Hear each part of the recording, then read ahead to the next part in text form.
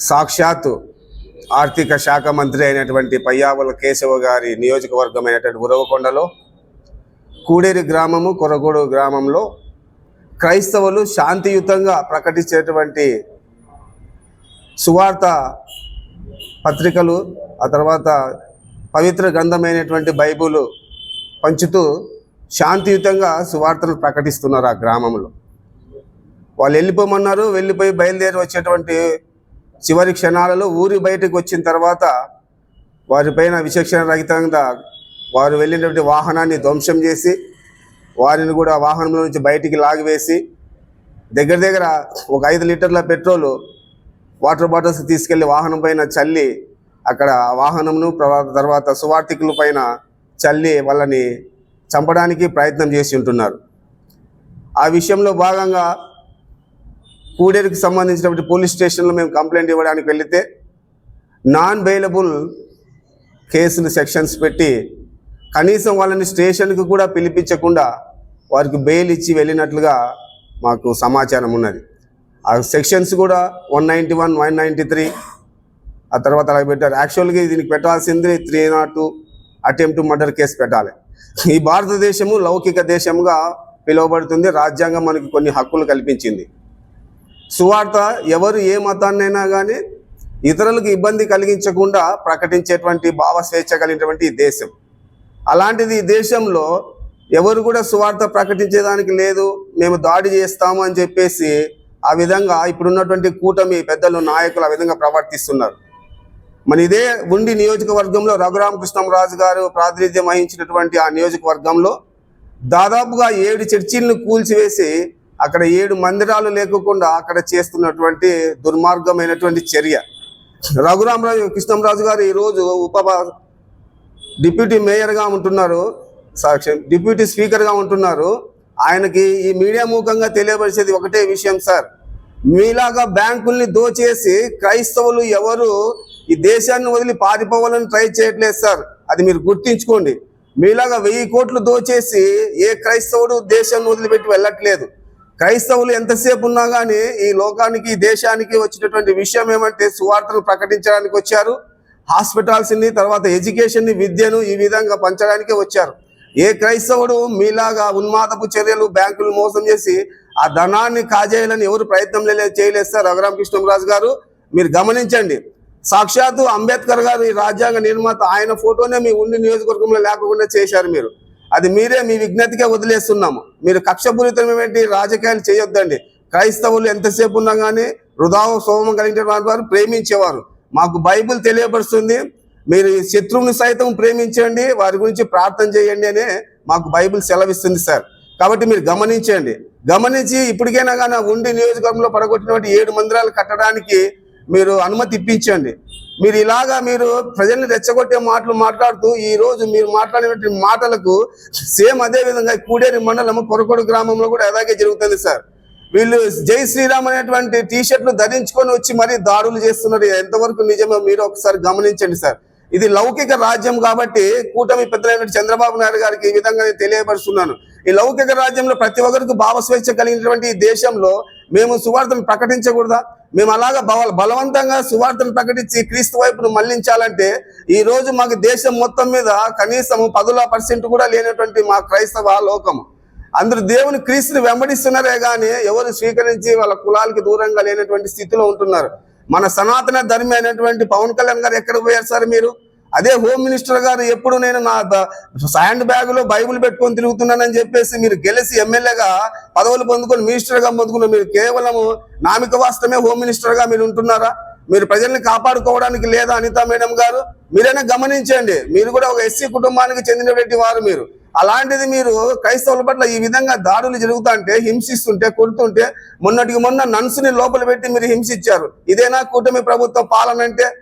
3 పార్టీలు కలిసి ఒక మా జగన్మోహన్ రెడ్డి పైన దాడి చేసి జగన్మోహన్ రెడ్డి గారు ఆయన తరపున మేము మాట్లాడడానికి వస్తే జగన్మోహన్ రెడ్డి గారి పైన మీరు క్రైస్తవుడు అని హిందూ వ్యతిరేకి అని చెప్పేసి మీరు వాదిస్తున్నాడు. జగన్మోహన్ రెడ్డి గారు ఒకటే ఇంటెన్షన్ ఇస్తున్నాడండి, ఆయన 4 గోడల మధ్య బైబిల్ చదువుతాను, సమాజం బయటకు వస్తే నేను అన్ని మతాలని, ముస్లింని, తర్వాత క్రిస్టియన్ని, ఆ తర్వాత హిందువుని, సిక్కుని, అన్ని మతాలు నేను గౌరవిస్తానని చెప్పేసి జగన్మోహన్ రెడ్డి గారు ప్రకటిస్తున్నారు. మేము కూడా అదే విధంగా శాంతియుతంగానే మేము మేము ముందుకెళ్తున్నాము. మేము దాడులు చేయాలనే ఉద్దేశం అయితే మాది కాదు. మీరు ఏదో ఒకటి దాడి చేసి మీరు అది పలుకు ఇది పలుకు అని అంటున్నారు. అది పలకమని మా జీవ గ్రంథంలో మా బైబిల్లో లేదు సార్. కాబట్టి మీరు దయచేసి రఘురామకృష్ణరాజు గారు మీకు ఇదే మేము తెలియపరుస్తున్నాం, అనితా మేడం గారు మీకు ఇదే తెలియపరుస్తున్నాం. ముఖ్యంగా చంద్రబాబు నాయుడు గారు ఈ గుంపునంతా వేసుకొని మీరు పరిపాలిస్తున్నారు కదా, ఏం ఉపయోగం? 45 సంవత్సరాలు ఇండస్ట్రీ అంటున్నారు మీరు. 40 సంవత్సరాల్లో మీరు పాలించేది ఇదేనా? వాదించి ఒకవేళ ఖండిస్తే అప్పటికప్పుడు కాదని చెప్పేసి మా పాస్టర్ పగడాల ప్రవీణ్ గారిని కానీ అసలు నిశ్శబ్దపాదంగా అసలు దారుణంగా చంపేశారు. ఇంతవరకు దాని గురించి సంబంధించి ఏమన్నా అడిగితే ఏం మాట్లాడేటువంటి స్థితులు లేవు. అంటే ఈ రాష్ట్రంలో మేము భావస్వాచ్ఛ కలిగి మేము ఏం మాట్లాడే అర్హత లేదా? ఏ ఒక్కరు ఏది మాట్లాడినా కానీ కేసులు పెడుతున్నారు, కొడుతున్నారు, తీరుతున్నారు. అసలు మా పార్టీ వారు ఎంతగా ఓర్చుకొని ఉంటున్నారు. మేము కూడా రివర్స్ అయితే అంటే మేము కొట్టుకొని చావాలనే. ఇప్పటికిప్పుడు మేము ఆర్ఎస్ఎస్ అని చెప్పేసి మీరు తలవార్లు పంచుతున్నారు. మేము తలవార్లు పంచడానికి కొర్రకొల్లు గ్రామానికి వెళ్ళలేదు సార్. సువార్తను పంచడానికి, దీవ గ్రంథం బైబుల్ ఉన్నటువంటి మంచి మాటలు ప్రకటించడానికే మేము కొర్రకొల్లు గ్రామంకి వెళ్ళి అక్కడ బైబుల్ కరపత్రాలు పంచాము. అది కూడా వాళ్ళు వ్యతిరేకిస్తే మేము బయటకు వచ్చేటప్పటికి ఊరు బయట వచ్చి అటాక్ చేశారు. అక్కడ ఉన్నటువంటి సిఏ గారు అది మాకు తెలియదు, వాళ్ళు తాగినోళ్ళు, మీరు ఎలాగ వెళ్తారు వాళ్ళకి ఎదురుగా అని చెప్పేటువంటి మాటలు మాట్లాడుతున్నారు. సార్ ఇది మాకు కూడా, మేము కూడా ఇదే రాష్ట్రంలో ఉంటున్నాం, ఇదే దేశంలో ఉంటున్నాం, మాకు కూడా ఒకటే రాజ్యాంగమే కదా. మేము మాట్లాడడానికి మాకు అర్హత లేదని చెప్పేసి మీరు ఇలాగ దాడులు చేస్తే ఎలాగ సార్? కాబట్టి దయచేసి మీరు గమనించాల్సింది అనితా మేడం గారు, రఘురామకృష్ణరాజు గారు, సనాతని ధర్మైనటువంటి పవన్ కళ్యాణ్ గారు, ఒక్కసారి మీరు గమనించండి సార్. మీరు ఇదే మీకు చంద్రబాబు నాయుడు గారు మీకు నేర్పి మీకు ప్రజలపైన మీరు అన్ని ప్రజలపైకి మీకు పంపించి ప్రజలపైన దాడులు చేసుకుని ఒకరికొకరు కొట్టుకొని సావమని చెప్తున్నారా? అది కాదు సార్. మీ వీలైతే మా జగన్మోహన్ రెడ్డి గారు పాలించిన పాలన కన్నా ది బెస్ట్ పాలనగా మీరు ముందుకు రండి. అంతేగాని నోరెత్తితే అనితా మేడం గారికి ఇచ్చినటువంటి home minister post Jaganmohan Reddy గారిని తిట్టడమే. రఘురామకృష్ణరాజు గారు ఆయన బ్యాంకులకు ఎగరగొట్టిన డబ్బులు మర్చిపోయారు, కానీ ఆయన ఎంతసేపు ఉన్నా ఈ రోజు ఆయన ఫేస్బుక్ లో మాట్లాడుతున్నాడు. జగన్మోహన్ రెడ్డి గారు ఉన్నప్పుడు ఎన్నో మత స్వేచ్ఛ లేకుండా అసలు ఎన్నో మత కొల్లహాలు సృష్టించారంట. ఆ తర్వాత ఆయన మత మార్పిడిలు చేశారంట. జగన్మోహన్ రెడ్డి గారు మత మార్పిడి చేశారండి. వాళ్ళు దేవుని క్రీస్తుని వెంబడిస్తున్నారు, అంత మాత్రమే వాళ్ళు రెడ్డి కాకుండా పోతారా? పూర్తిగా క్రిస్టియన్ అయిపోతారా? ఏం మాట్లాడినా కానీ క్రిస్టియన్ సీఎం అయినా క్రిస్టియన్కి అందరూ చేశారండి. ఏం చేశారండి క్రైస్తవులకి? జగన్మోహన్ రెడ్డి గారు మా బాధలు గమనించి 5,000 రూపాయలు కంపెన్సేషన్ ప్రకటించారు. ప్రతి నెల 5,000 రూపాయలు గౌరవేతనం ఇస్తున్నారు.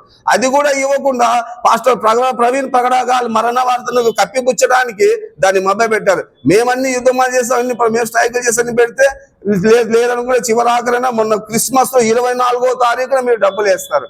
వీలైతే జగన్మోహన్ రెడ్డి గారు 5,000 రూపాయలు ఇచ్చారు పాస్టర్స్ కి. మీరు అంతకన్నా ఎక్కువ ఇచ్చి క్రైస్తవులపైన ప్రేమ ఉందని చూపించండి. అంతేగాని క్రైస్తవుల్ని ఇలాగ హింసిస్తూ ఇలాగ దాడి చేస్తూ వాళ్ళని ఏదో భయభ్రాంతికి గురి చేస్తే వాళ్ళు జగన్ పక్క నుంచి బయటకు వస్తారనేటువంటి ఆలోచన చేస్తున్నారేమో చంద్రబాబు నాయుడు గారు. జగన్ ని విడిచిపెట్టి వచ్చే క్వశ్చనే లేదు. మా ప్రాణం పోయినా జగన్తోనే మా బాట, ఆయనతోనే మేము నడుస్తాము. అది మీరు గమనించండి. కూటమి ప్రభుత్వం వారు మేము ఏదైనా మాట్లాడితే దాడులు చేయడానికి మీరు సిద్ధంగా ఉన్నారు. మేము ఈ రోజు దేవుని కోసం, మా క్రీస్తు కోసం చావడానికైనా సిద్ధంగా ఉన్నాము. మీరు ఎన్ని దాడులు చేస్తారో చెయ్యండి. ఒకటే తెలియపరుస్తున్నాము, కొర్రకొల్ల ఆ ప్రాంతంలో ఆ గ్రామంలో జరిగినటువంటి దాడి చేసినటువంటి 30 మంది ఉన్నారు దగ్గరగా. వాళ్ళు పెట్రోల్ బాటిల్స్ తీసుకొని అంటివ్వడానికి, చంపడానికి వచ్చారు. వారిపైన ఇమీడియట్ గా మీరు యాక్షన్ తీసుకోవాలి. ఇమీడియట్ గా యాక్షన్ తీసుకొని వారిని అరెస్ట్ చేయాలి. అరెస్ట్ చేసి మరొకసారి అనంతపురం జిల్లా అయితేనేమి, ఆంధ్రప్రదేశ్ రాష్ట్రంలో అయితేనేమి ఇలాంటి దాడులు, ముఖ్యంగా క్రైస్తవులు, ముస్లిం మైనారిటీ పైన ఇలాంటి దాడులు చేయకుండా ఒక చట్టాన్ని తీసుకొని రావాలి. ఒక చట్టాన్ని తీసుకొని వస్తేనే భావస్వేచ్ఛ కలిగినటువంటి రాష్ట్రంగా మేము కూడా ఈ రాష్ట్రంలో ఫ్రీగా బతకడానికి మాకు అవకాశం ఉంటుంది. లేదంటే భయభ్రాంతులకి మీరు గురి చేస్తే మరొకసారి మీకు కూటమి ప్రభుత్వం వారికి పెద్దలకు మేము హెచ్చరిస్తున్నాము. జగన్మోహన్ రెడ్డి గారిని ఇడిచిపెట్టి వచ్చే క్వశ్చనే లేదు. మీరు ఎన్ని భయభ్రాంతులు చేయండి, వీటికి మా పర్సనల్ గా మా పైన ఏమి దాడులు చేసినా మేము జగన్మోహన్ రెడ్డి విడిచిపెట్టి వచ్చే పరిస్థితి లేదు. కనుక ఈ మీడియా ముఖంగా మీకు తెలియపరిచే విషయం ఏమంటే, కూటమి పెద్దలకు దయచేసి మీరు ఇప్పుడైనా కానీ మీరు విచక్షణ రహితంగా మీరు ప్రవర్తించేటువంటి వారిపైన మీరు అరెస్ట్ వారెంట్ ఇష్యూ చేయండి. వారిని అరెస్ట్ చేయండి. అరెస్ట్ చేసి మీరు ప్రెస్ నోట్ పెట్టండి. మేము వీళ్ళని అరెస్ట్ చేశాము, అన్యాయంగా మీరు క్రైస్తవుల పైన దాడి చేసినందుకు వీళ్ళు మేము అరెస్ట్ చేసి చూపించాము, ఈ సెక్షన్లు ఉన్నాయని. ఈ సెక్షన్లు ఇవేంటి సార్? ఇవి సెక్షన్లు ఏమిటికి వస్తున్నాయి? ఇవి ఎస్పీ గారు మీరు కూడా గమనించండి సార్. మీరు కూడా మీరు అందరికీ మీరు ఓన్లీ తెలుగుదేశం వారికి మాత్రమే సీఎం కాదు సార్. ఇది ఆంధ్ర రాష్ట్రంలో ఉన్నటువంటి ప్రతి ఒక్కరికి సీఎం మీరు. కాబట్టి చంద్రబాబు నాయుడు గారు గమనించి ఈ సెక్షన్లు ఏవేవి ఉన్నాయో వీటన్నిటిని మీరు గమనించి తీసివేయాల్సింది, మళ్ళా వాళ్ళని అరెస్ట్ చేయవలసిందిగా సభామూలకంగా కోరుకుంటున్నాను. జై జగన్.